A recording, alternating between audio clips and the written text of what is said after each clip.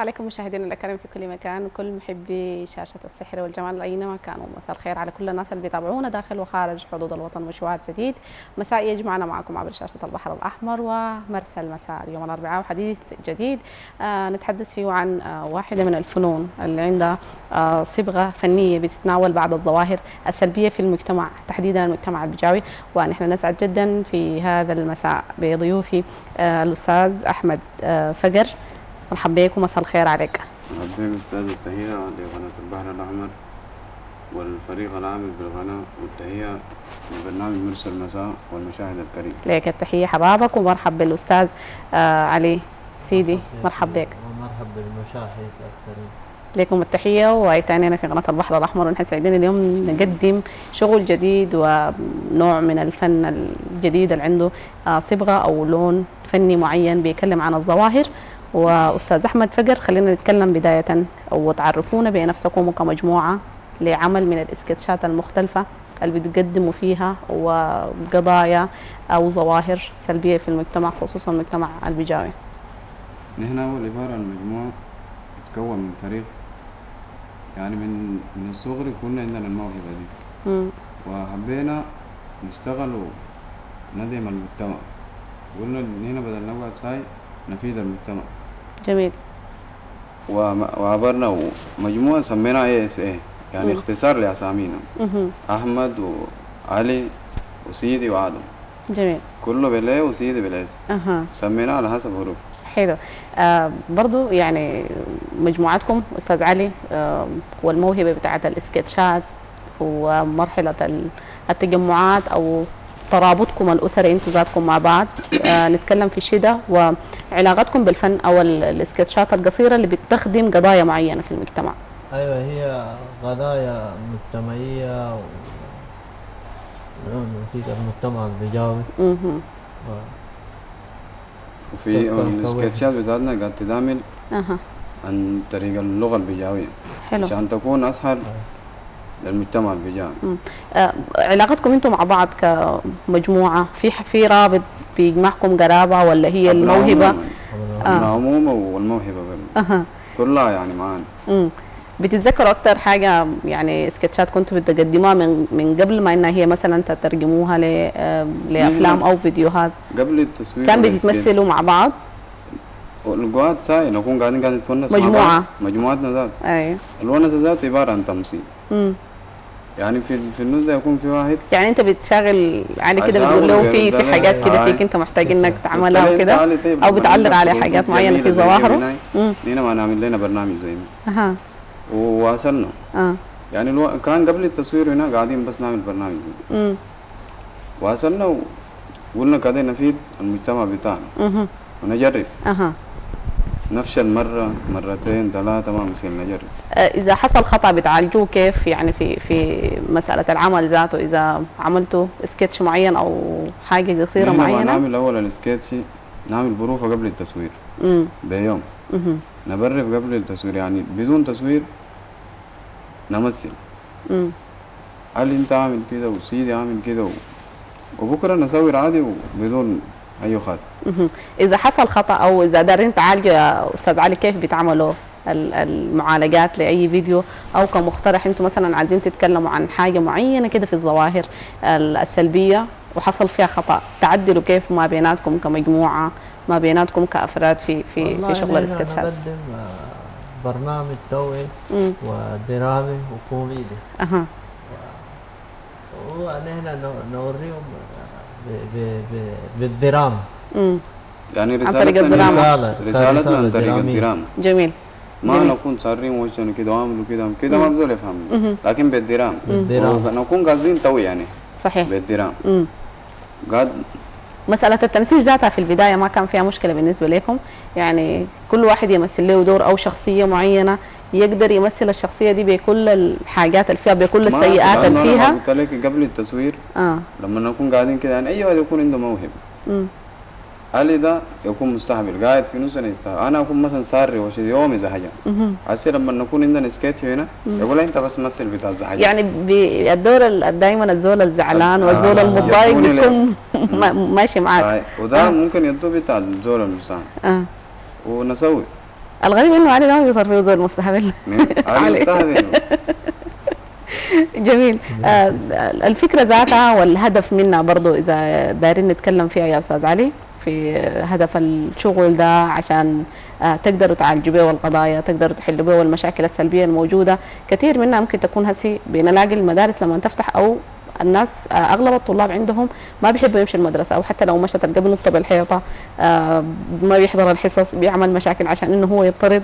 فالحاجات دي برضو كلها هي مشاكل عايزه معالجات. ايوه. نحن الاهداف هي قضايا مجتمعيه وفي قوالب دراميه نعملها، ونوري المشاهد بقوالب دراميه وكوميديه. في مرات احمد يمثل الولد ودور الاب عليه وهنا وبنسه. مجموعتكم الثانيه اللي معاكم منه اللي بيمثلوا معاكم في نفس الادوار؟ سيدي وادم. نحن عندنا سيدي سيدي معنا وموسى، في واحد اسمه موسى ما جاء الليل، اسمه موسى عيسى، وادم ماسك لنا التصوير. هو اللي بيصوركم بس في الاسكتشات؟ هو اللي بيصور. ماسك التصوير. سيدي ممثل ومسمي. سيدي بيمثل شخصية شنو، او يا تدور بيمشي معاه اكثر؟ هو يمثل دور الابن. ولد دائما في الابن، لانه هو الاصغر واحد في المجموعه. انتوا الناس الكبار ممكن يكون او هسه شايفين نفسنا كبار. جميل، ربنا يوفقكم. ويمكن برضو المؤثرات الاقوى، يعني دائما اي زول بيكون عنده موهبه بيحاول يشتغل على الموهبه بتاعته دي عشان ما يقدر يغير بها في المجتمع. من خلال مواهبكم الموجوده كيف قدرتوا تغيروا او حسيتوا انكم عملتوا تغيير في المجتمع؟ رسائلكم اللي انتوا عملتوها او السكتشات اللي قدمتوها صدى الناس بالنسبه لكم ذاته كان كيف؟ اول السكتشات جابت قبول. هنا القبول ده ادانا دفعه قويه كده، دفعه قويه، وقلنا ما نقيف. مهما يحصل ما نقيف وهنواس. اول شغل اشتغلتوه كان شنو في بدايه العمل بتاعكم او بدايه الظهور بتاعتكم كسكتشات؟ هنا في ذاتنا كلها عباره عن تويه. اول عمل تحديدا يعني بتتذكروا اول اشتغلتوه، اول حاجه اشتغلتوها في الشغل ده؟ اول فيديو كان بتاع الاب والابن. في بتاع المخدرات، السكتش بتاع المخدرات. ايوه، يسرق ابوه ويشتري مخدرات. ده اول شغل اشتغلتوه. كيف كان التفاعل بتاع الناس معاكم؟ جايب قبول. لما هسه تعليقات وشغال كويس. جميل. اكثر فيديو انا جابوا قبول بتاع المخدرات. يمكن الساعد الشغل ده برضو اكثر وخلاه بقى مشهور، ووسائل التواصل المختلفه وساعدت في انها تكون عندها قبول ورؤيه بالنسبه للناس الثانيين. يعني انت لما تكون عندك مقطع او سكتش قصير عايز تقدم فيه حل معين لمشكله معينه، بتضطر انك تكون تقدمه في التلفزيون او في زمن معين، في مسرح، في دراما، مسرح جوال. لكن لما تعمله في السوشيال ميديا انت بتعمل هنا محط انظار بالنسبه لك. السوشيال ميديا ما بقى عالم. دايرين نشوف السوشيال ميديا وتاثيرها على الاعمال اللي قدمتوها واستمراريتها ذاتها ومتابعتها، التعليقات اللي ممكن بالنسبه لكم للناس اللي بتديكم دفعه لانكم تكونوا مستمرين في الشغل ده شنو؟ هنا من ضمن الدوافع اللي جاتنا من هنا أقدم التحية لمركز البجة للتنمية الثقافية، أدانا دافع ووقفوا معنا ويتبنوا الفيديوهات بتاعتنا. يتبنوها وأيضا أشكر الأخ والأستاذ جعفر ديرف، وقف معنا وما قصر معنا، والأستاذ ضرب الحسن والفنان والشاعر ضرب الحسن برضه وقف وما قصر معنا. يعني هنا لقينا الدعم من شباب البجة المثقفين، وقفوا معنا وقال لنا اي حاجه تقيف لكم تحتاجوا لها هنا تلقونا. جميل انه في جهات بتتبنى اعمالكم وشغلكم عشان ما يكون قالوا هنا تلقونا قدامكم. برضه يضمن لكم الاستمراريه. نحن حنكون اكثر سعاده بمشاهده واحد من الاعمال الفنيه بتاعتكم اللي اتقدمت اللي هو حق المخدرات. حنتابع نحن وانتم وكل الناس اللي بيتابعونا عبر مشوار المسمي مرسل مساء، نتابع مع بعض واحد من السكتشات القصيره جدا اللي بتعالج واحده من الظواهر السلبيه في المجتمعات. نتابعها مع بعض ونرجع نتواصل ونكمل معكم، خليكم معنا.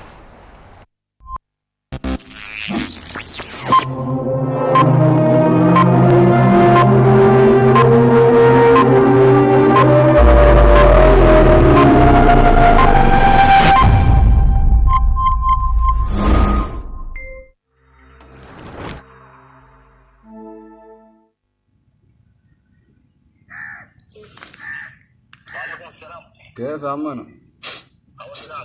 تمام والله. وين؟ راجيك أنا في الموقع.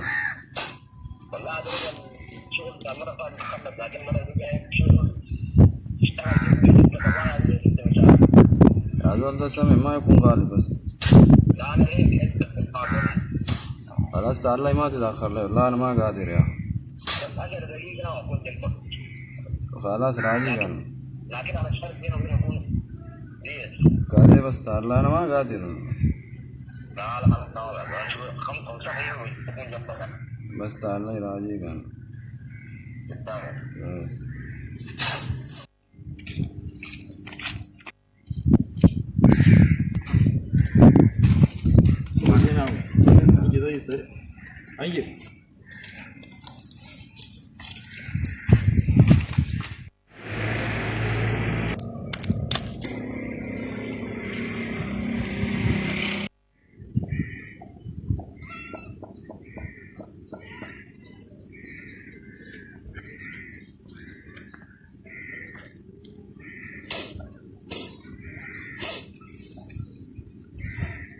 السلام عليكم.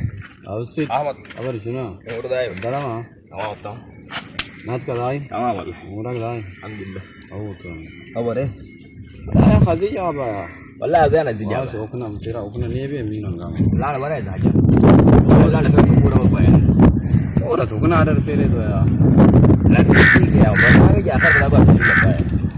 لا كذي والله أنا وكنا عند جبنا أبدي عندي وكنا عرا ونوا أبغى. وكنا هاي كسلا. لو تذهبين ساسيا إثايا بكتير كا كنا تقعد أبار. مهلك شيء مهلا ما. ساسيا إذا أبار. مهلا. جان. وقت كورة يبغى نقرأه. لا جبنا تو نمشي نيجا. إنت تقول أبغى. إذا. أنا كندي. إني أقول أنا مسك يوك برماي.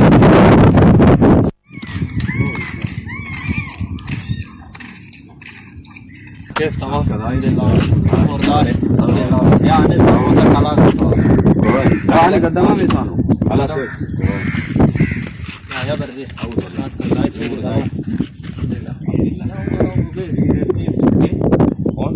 أكتر إلا تيو. وتاك يعني خديرات وين أنت؟ يعني وتاك أنا حاسس ماغنا ثوي كام ما أسوي أنا كذا. ثوي كارهان وين أو تاك لامسين وكندا أدام تاكو أمبرو. يعني أنا هو ما كاكي راب كاكي. هاي باسل يروم تاك. هاي باسل. لا سيبوكي. أنا هرا بكرة baru tu bab dah. أننسيو. أننسيو ما بابا.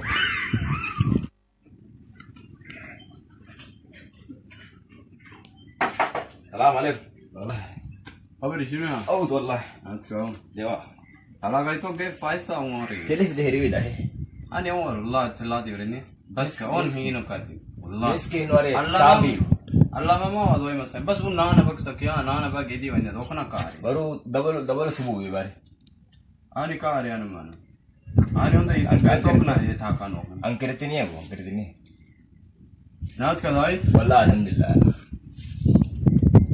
tonda kem da sarwa abu ये नोर असरी wa था ये ने वो aywa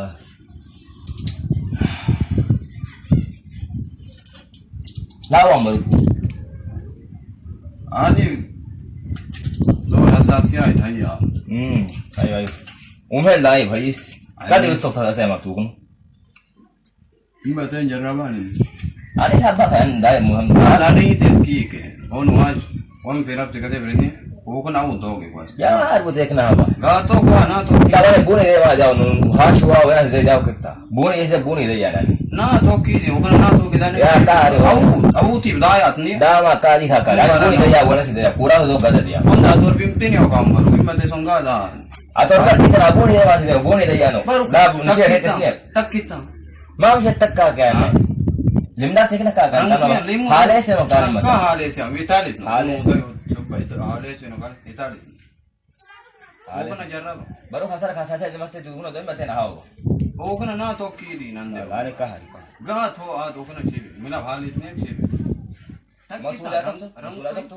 masulat hari udor kamera dai ma iya man o kana grisha banu ayo shibi bas sare wala ba ka hale na to wale baru ba wari garima wali ka o kana ka hale ta na hale stina abi kam مرحبا بكم من جديد احبابنا في كل مكان وكل اللي انضموا لمتابعه مشوارنا المسائي. معكم مرسل مساء سعيدة من كل الناس اللي بيتابعونا، ونرجع نتواصل نكمل معكم حديثنا عن فن الاسكتشات القصيره لمعالجه الظواهر السلبيه في المجتمع. وارحب بضيوفي مره ثانيه الاستاذ احمد فقر والاستاذ علي سيدي. ويمكن استاذ علي تابعنا جزء من السكتشات اللي قدمتوها، وهي برضو يعني انت بتقدم في انه تنصح صاحبك احمد انه يخلي المخدرات، ويمكن دي حاجه كويسه، لكن برضه لاحظنا انه تفاعل يعني تفاعل احمد معاك في او صاحبه هو بيقول له انه انا ما شفت منه شيء. فبرضه احنا عايزين نتكلم في الترجمه، يمكن كل الناس تابعت جزء من الحاجه دي، وجزء من انك برضه توصل رسالتك. اشرح لنا الحاجات اللي كانت حاصله في المقطع، وطبعا سمح الغنى في خشم سيده. طبعا علي ما جاء انا وسيدي ماشيين، جاء قال لي اذنك انا داير الزول ده. هو قال لي دايره 5 دقايق. انا مشيت منه ما عرفت وراي قالوا شنو. بعدين بعد علي طبعا سيد الكلام علي سيد الكلام عشان كده داير اقول له علي ورينا كلامك اللي قلته لي. ايوه انا نصحت به صاحبك. انا بنصح صاحبي ما يمشي مع الولد الكعب واصحابي والاولاد لكن هو ما قبل منك النصيحه. هو ما قبل. ذاك ما قال قال ما لم يشوف منه حاجه كعبه او ما لم يشوف منه شيء. هو قال ما شاف منه حاجه كعبه وهنا قال ما شفت منه حاجه. ما صدق كلامه عشان كده جاء معي يعني. اي وما شاف مني حاجه قال بس بقى مدمن وبقى مجنون. هي فكره حلوه يعني. عشان كده انت عارفه هنا عملنا الفيديو ده عشان عندنا رغبه عفوا عندنا رغبه عشان للجيل القاعد ده عشان نوعيه من المخدرات، والمخدرات دي طبعا اصعب حاجه. صحيح. ويمكن الفراغ ذاته بيخلق نوع من ايوه يعني نوع من الادمان، لانه انت بتكون عندك فراغ ما عادي. والاجيال اللي بعض بتضيع بعض. اصحاب السوق مع بعض بيضيعوا. صح. اصحاب السوق هم اللي يضيعوا. عشان كده عملناه. علي نصحه لكن ذاك ما سمع الكلام وبقى هو مدمن. جميل. يعني حتى الاعمال زي دي بتخلي الزول انه دائما هو يعني يكون قريب من الشباب. كل ما انت بقيت قريب من الجيل الحالي ده، كل ما انت بقيت فاهم هو بيفكر كيف وعايز شنو، بتقدر تتعامل معه. طريقه التعامل مع الاجيال دي يعني برضه هي واحده من الرسائل المهمه جدا. انتم كدوركم في تغيير المجتمع محتاجين انه تكونوا قريبين من الشباب ده عشان ما تنصحوه بطريقه غير مباشره، لانه النصح المباشر دائما بيخلي الزول ينفر منك. يعني انت لما تنصح زول يقول لك خلينا ما اقدر نسمع عليه وكده. فنشوف الاجيال اللي ممكن تكون قريبه في سنكم عشان ما تقدر تكون في نفس فهمهم او تنزلوا لمستواهم هم عشان ما توعوهم بطريقه غير مباشره. استاذ علي. نحن قلنا حبينا النصيحه دي نعملها في سكتش حلو. والشباب بتوع المتابعين في الفيس والهنا يشاهدوا ويتوعوا يشوفوا يقدروا يعرفوا اضرار المخدرات.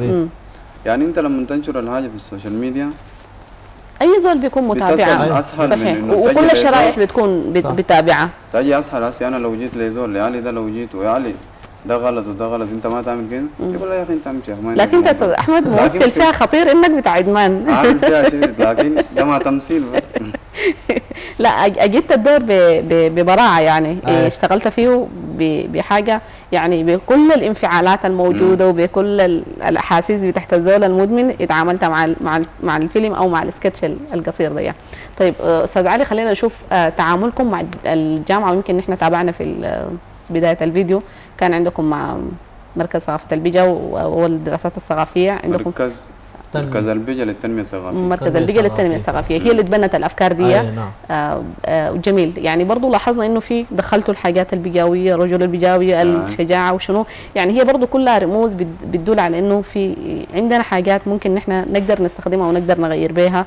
وانتمائنا لمكان معين او لكيان معين برضه هو بيعزز من قوتنا في تغيير الفكره. يعني انه كونكم المركز يتبناكم عشان ما تقدروا تقدموا له، دي برضه تجربه خلينا نتكلم فيها شويه. طرحتوا لهم الفكره كيف؟ هم جوكم؟ نحن ما تابعوا السكتشات ولقوا السكتشات لقوا اقبال كبيره. أيوة. وهو وتبنى. انا من هنا بحيي المركز. لهم التحيه. لهم التحيه. لهم التحيه. استاذ احمد برضو عندك كتاب؟ يعني شافوا السكتشات بتاعتنا دي في السوشيال ميديا وتواصلوا معنا قالوا برنامجكم ده جميل ولازم تواصلوا ونحن هنتبناه ونقف معاكم بأي حاجة ونحن قلنا لهم ما عندنا مشكلة. حلو، يعني احنا نحن أساسا بنشتغل عشان المجتمع. جميل. وانتوا شغالين عشان المجتمع. يعني نحن رسالتنا واحدة وندمجها مع بعض ونواصل. صحيح. ايه اللي تقدع بعيد. يعني برضه احنا لاحظنا انه ما عندنا شغل زي ده، يعني ما عندنا شباب بيقدموا ويمثلوا باللهجه عشان ما او بلغه البدايات عشان ما يقدروا هم يقدموا لمجتمعهم، ودي يمكن حاجه نحن شفناها فريده فيكم حقيقه، يعني نفتخر بها. هو باللغه بتاعتك بيتصل اسهل. صحيح. ايوه. هسه هنا لقدام ده نحاول نتكلم بلغتنا لكن ده نحاول نترجم. ايوه صحيح. ايوه، لانه نحن يمكن العمل اللي تابعناه قبل شويه فيه كل الحاجات اللي ممكن تساعد لانه تغير السلوك، لانه انت بتكون موجه لفئه معينه لكن برضه الناس الثانيين محتاجين انهم هم يعرفوا قضيتك شنو، انت الحاجه اللي بتتكلم فيها. ده نعمله لقدام عشان الاجيال كلها تستفيد منه ان كانت بجاويه او من قبائل اخرى. الناس دي كلها تستفيد. جميل. ونحن شغالين جميل جميل. طيب اذا اعتبرنا السكتش انه هو وسيله بتاعت تقدر تبث الطاقه الايجابيه في الناس وفي روح الفنان او في روح الزول اللي بيمثل الحاجه دي، مرات بتجيكم يعني افكار لانكم تمثلوا حاجات ممكن يعني افكار ممكن اول مره تتقدم او اول مره تقدم فكره مختلفه غير الحاجه المالوفه عند الناس. بتجيكم حاجات زي دي؟ بتجينا ونحن هسه دائما نحب نشتغل حاجه ما عملوها قبل كده. جميل. نحب نشتغل حاجه ما عملوها قبل كده، وبعد مرات الافكار دي تجيني. علي يجيني يقول لها اسمع انا ظهرت لي حاجه، نكون قاعدين في الهله قاعدين نتونس يقول انا ظهرت لي حاجه نكتب. اقول لك هذه تكتبوها عشان ما تروح. تمام صحيح. هو علي يكتب نص، انا شويه كده كلامه ما يكون في راسي ثاني تجيني بتكون برؤيه مختلفه او بزاويه مختلفه. كملوا على بعض يطلع سكتش قبل كده ما يدعم. يا سلام والله شغل جميل. برضو يعني دايرين نتكلم في التخطيط للسكتش. اذا دار تخطط السكتش معين او تحلوا حاجه معينه بتتجمعوا بيكون التلاقي بتاعكم كيف؟ افكاركم اللي بتتشاركوا فيها عشان ما تطلعوا حاجه واحده انتم كلكم متفقين عليها من غير ما يكون فيها اي اختلاف او خلاف بيناتكم. تخطيطكم للشغل بتاع السكتش. اول نجتمع في حته واحده. عندكم يوم معين بتشتغلوا الشغل ده ولا في الجمعه؟ الجمعة نحن نتلمى اليوم ده كله نقعد سوا وهنا ونعمل الفيديو. تعملوا حلة كده ظابطة أول بعدين وجبنة ظابطة بعدين؟ لا ما عندنا حقنا بيجينا جاهز لأنه الأسر بتاعتنا ده الدافع الحقيقي لنا. يعني لأنه واقفين معنا ورا نجاحكم ده نحن والله بنحييهم من هنا ونديكم كم برضه فرصة إنكم تحيوهم وترسلوا لهم تحياتكم عبر الشاشة. نحن نحيي الأسر الكريمة ونقول لهم ما قصرتوا معانا وهسه هم انت عارفه لما كان قد نقيف يقول لنا انتوا وقفتوا ليش ما تواصل. يعني بيدعموكم في الشغل او بيدعموكم في الافكار يعني مادي واي حاجه في الافكار يعني بيقول لكم اتكلموا في كده اطرحوا المشكله الفلانيه اتكلموا في قضيه معينه. هسه عندنا 2 سكتشي قاعد نتحدث عن كان يتحدث عن الزواج المبكر للشاب اللي بيجاو ده اللي اداني لهم ابوي من هنا له التحيه. والله جميل. وقال لي هديك برضه لقدام لو هسه اداني لهم ومثلناهم في السوشيال ميديا قاعد. جميل. في حاجه ممكن يعني بسيطه ممكن تعملوها لنا هسه بتاع الزواج المبكر؟ الزواج المبكر ما في هنا ذاته علي كان ابوي. اها. كان في الجامعه الليله دارنا زوج ليه؟ اقول انا ابوي ما دار يتزوج وفضل لي 2 سنين عشان اكمل الدراسه. يقول لي دراسه ما في والناس القروا يستفادوا شنو يقول. ايوه عشان تقرا اغنياء وكذا اغنياء وكذا ما يختارني اوافق له طبعا ابوي ويتزوج. بعد كده جاه يعني المره بيجا داير مصاريف وانا داير مصاريف كل مره اجي اقول له يا علي يا ابوي اقول له داير كده داير كده اقول له يا زول انا ما بشتغل قصاد ده وقصاد مرض انا ما عندي اي حاجه. اقول له انت مش هرسلي اديني يقول له انا مش هرسلك انت فتش مع الشغل شيل مسؤوليتك براك. يعني قاعد نشاكل ذاته هنا في الفيديو كان عملناه قاعد نشاكل يقول له امشي شوف مع الشغل بيروتان هذه المشاكل بروك سيدورا كده. طيب جميل، نحن حنقوم نشيل الفكره دي هسه. نحن كده عرفنا السكتش ده مغزاه شنو.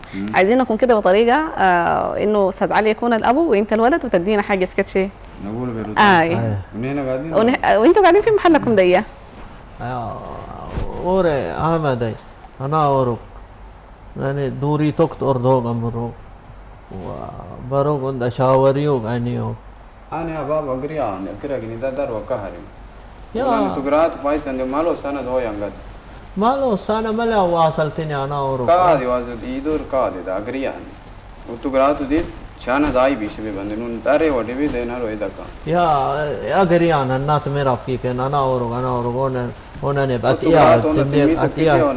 اتيا يا ملا دورات قريان انا اورك دورات قريان انا اورك بادي اعطي انا نبقى اتيا نيك اطورها بس نا دورات اطورها دورات ملاب شانا وكنا مريا قرايا دنو شانا كي تقلت بابي تقرا باك وين كي تقلت اهو بي تكتيفي اهو بي تكتيفي انا اورك بادي ها دوري دورات تمام. انا ابقى لكم بعد مرور 3 شهور وانتم قوموا وصلوا ثاني. تفضلوا. انا نشوف المشاكل اللي تحصل بعد كده.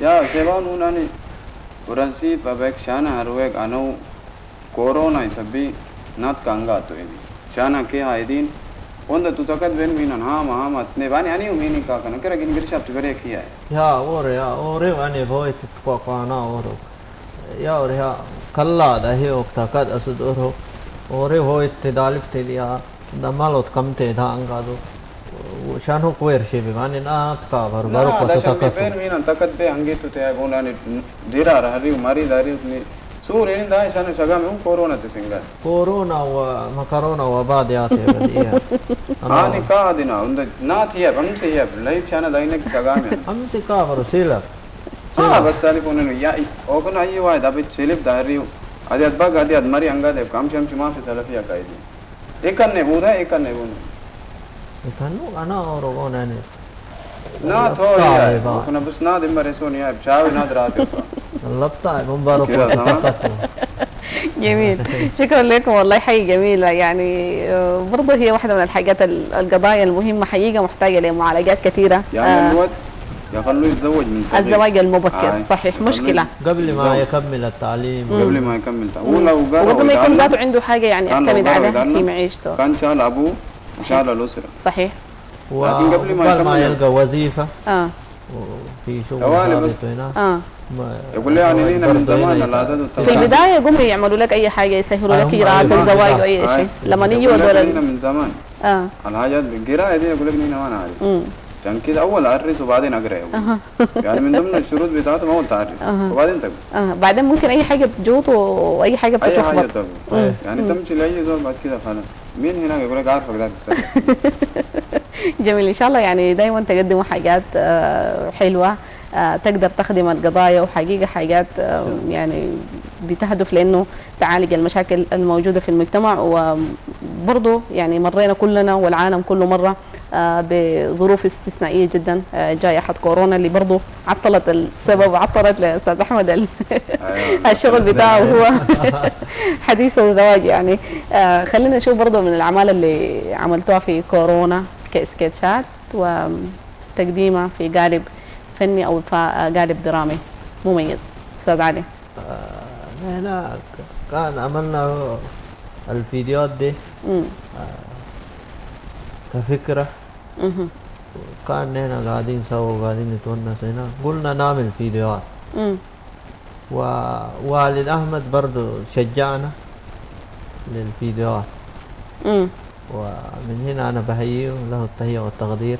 عمنا فقط بتاع كورونا ده السبب اللي خلانا نعمله الناس دي كلها لقينا قاعدة أيوة اتصل أقول ولا ما في شغل مستهترين بالمرض. بعدين هنا عندنا حاجة واحدة هنا كسودانيين يعني الحاجة دي لو ما شفناها بعيني ما بنقتنع وما مقتنعين بها إلى الآن. جميل. طيب نحن هم ما مقتنعين بها يعني أنا ممكن أكون مقتنع أنت تكوني مقتنع علي أكون مقتنع لكن تلقي 90% ما مقتنعين إلا يشوفوا الحاجة. صحيح. دي ممكن برضه واحدة من الحاجات اللي بتخلي يعني دايما أنت تكون حريص في أي حاجة، لكن برضه تعمل بالاحتياطات يعني اللازمه في العالم. صحيح صحيح السوداني ما مقتنع. صحيح صحيح. هي برضه بتبقى زي ما قلنا فكره يعني انت تكون مقتنع بحاجه وتعمل اجراءاتك الاحترازيه المعروفه عشان ما تكون تحمي نفسك وتحمي مجتمعك. ويمكن واحده من الحاجات المهمه جدا كمجتمع سوداني كلنا اننا نتوحد في حاجه معينه، نكون يد واحده بعيد عن العنصريه بعيد عن الحزبيه في اي عمل نحن بنقدمه. حنشوف واحد من الاعمال اللي قدمتوها في خلال السكتشات بتاعتكم عن الوحده، نتابعها مع بعض ونرجع نتواصل ونكمل. كل الساده اللي بيتابعونا عبر مشوار المساء نتابع معاكم السكتش القادم عن الوحده ونرجع نتواصل ونكمل. خليكم قراب.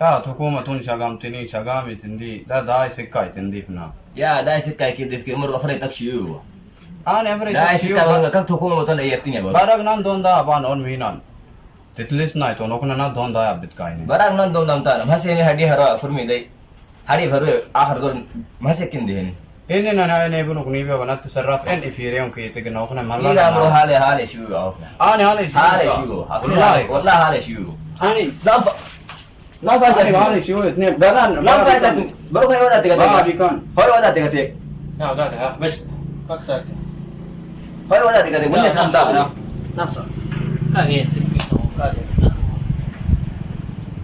يا انا ولا ثام دابو يا سيد نبي لا يسلم عليه السلام يا نقول هنا بارو شيوي بتكتيك يا عم تسلم علي أونو تكوز بيبي يا أنا غلط هنك كدنا يا غلط بتهلك سؤال صلي على النبي يا عم بارو شيو مؤتمر وطني بكتيك بارو شيوي بتكتيك يا نقول هاشون كأو خديمين أونو تكوز بيبي هذه ده بس يا وزبيو بهديدا يعني ونني يا هذا بغداد ديتي نو هاشون أخدمنا كيا كتنا نيورا نيواري نيورا هذا أول هلا ففوسي سما أفويا وقت دايم تيا يا هذا به وننتظرون يا كان هاشون أخدمني يا هون أخدم يا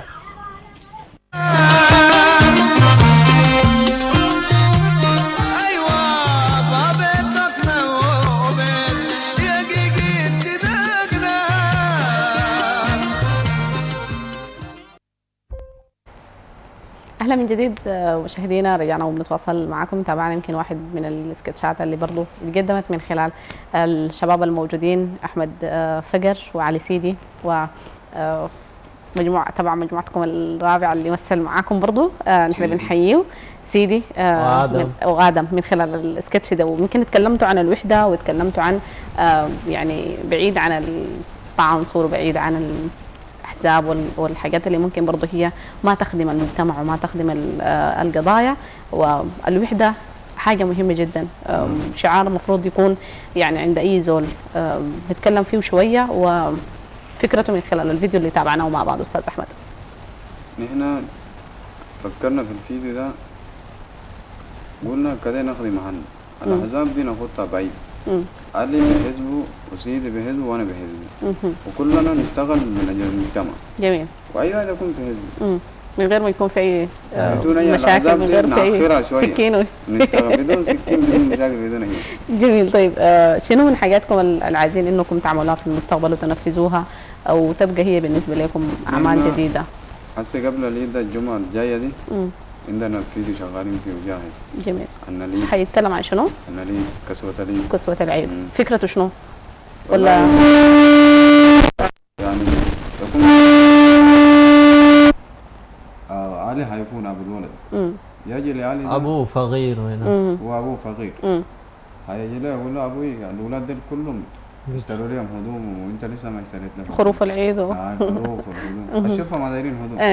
ما يعرف الخروف ما عنده علاقه بالخروف، يقدر يلبس زي اخوانه. يقول له انت ما جبت لي الهدوم. يقول له انا بكره هجيب عليه.